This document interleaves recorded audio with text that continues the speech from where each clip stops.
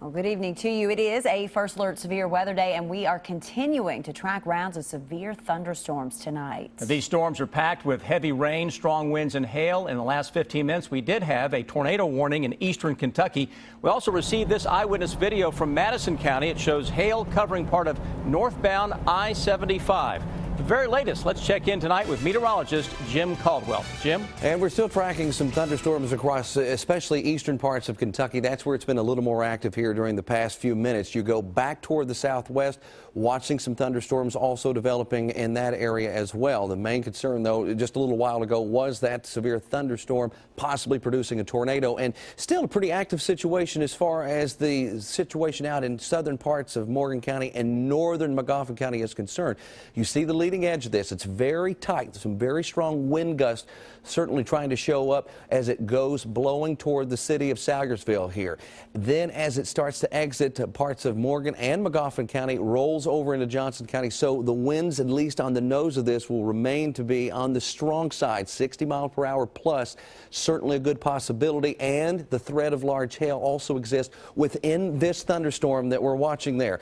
Exiting past West Liberty a little while ago, now it's focusing more in on the folks there in northern Magoffin County. Very active there for a little while. We come back here toward the Lexington area. Things have gotten a whole lot quieter. No active showers or thunderstorms here. We go down into parts of eastern Kentucky, out into Leslie County, back toward Knox County, and even over into Harlan County and Clay County. There you see some lightning rain. Now, what we're talking about there is not the lightning. It's starting to lighten up quite a bit for these folks in this area.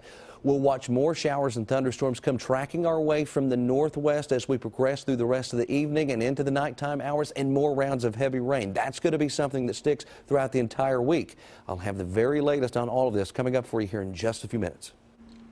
Well, tonight we're learning new details about a death investigation out of Harrison County. The coroner now says 2 people were found dead in a burning home. That fire started this morning along Grays Run Pike near Cynthiana, and it's left people living in that area shaken. WKYT's Mike Linden has more in our top story at 6. The coroner confirmed 1 man and another adult were found near the front of the home, which is where firefighters believe the fire began. The living room being in the front of the house, kitchen being in the back, it appears that it was all an open area there.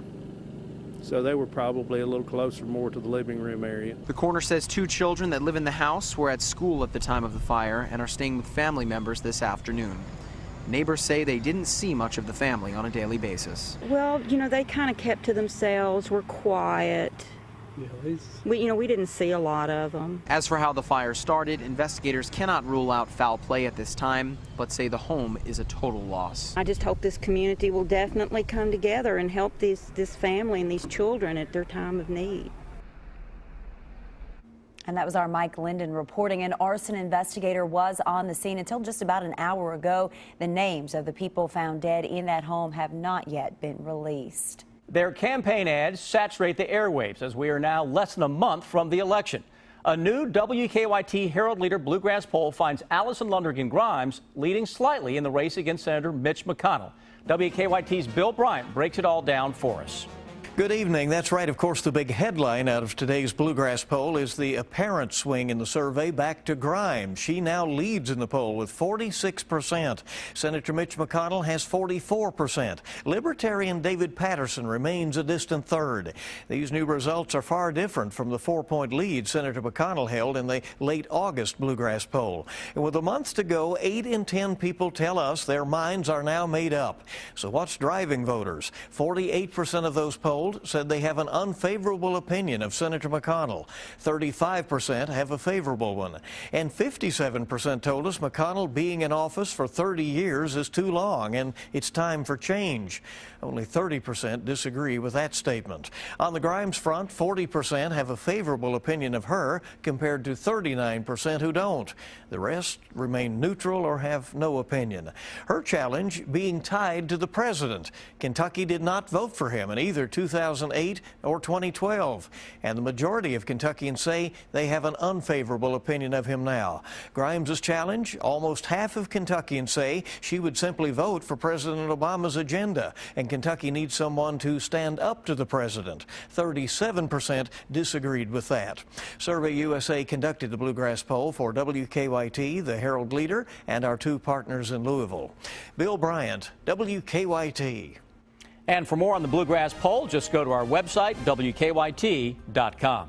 Tonight, friends and family are rallying around a former UK football player injured in a fall. They say Brad Durham fell from the upper deck of Commonwealth Stadium during Saturday night's game against South Carolina. Friends told us today he has a long way to go in his recovery. WKYT's Kristen Kennedy has the update from UK Hospital.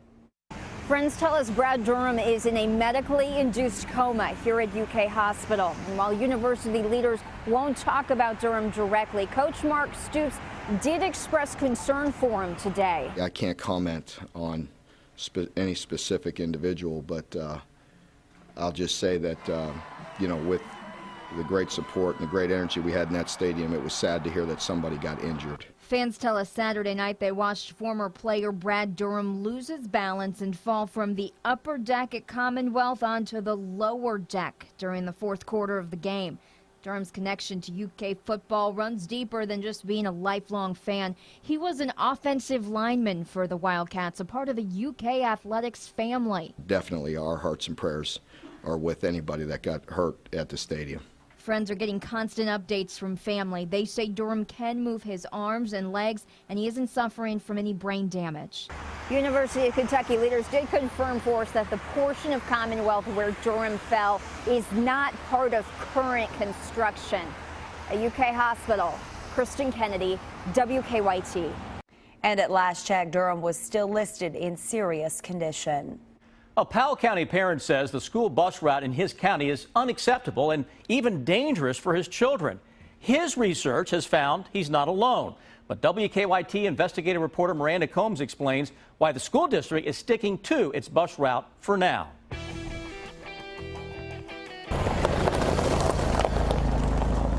Every weekday of every school year, you'll see them here. You noticed here a couple of days ago. Waiting, not so patiently. I've had magistrates go to school board meetings with me. For their children to arrive.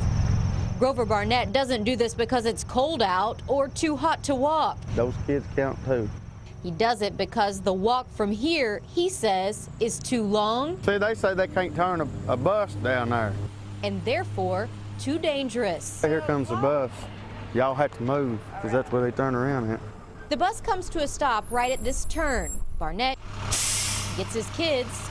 Y'all had a good day at school today? And drives the next quarter mile to their home. This mom drives even farther. We've done it for like 8 years now, so I mean, it's really old. And it's a bigger issue than just my family. Barnett has had issue with the bus stop since he bought his home down Forge Mill Road in Powell County in 2012. I have a letter here that I presented to physical court asking for... He's talked to state legislators, local elected officials, the school system, but the bus continues to turn. If I can bring combines and tractors down this road, surely to goodness I can bring a school bus down it. Barnett even took his issue to the governor, where I requested them to be an advocate. Proving this was more than just his problem. I'm trying to get my family took care of, but there's over 100 roads in this county that's like that.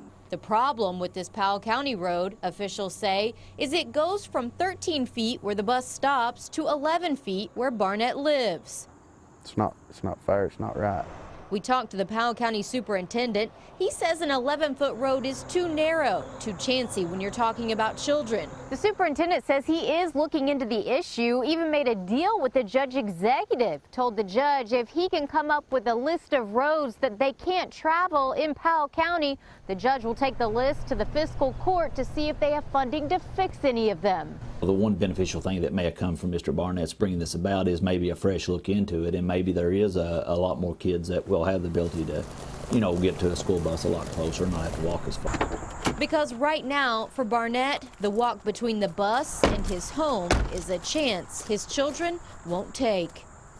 Now, the superintendent was quick to tell me about a bus accident just last month in his district where a bus slid off the road, and he says the reason was mostly because of a narrow road.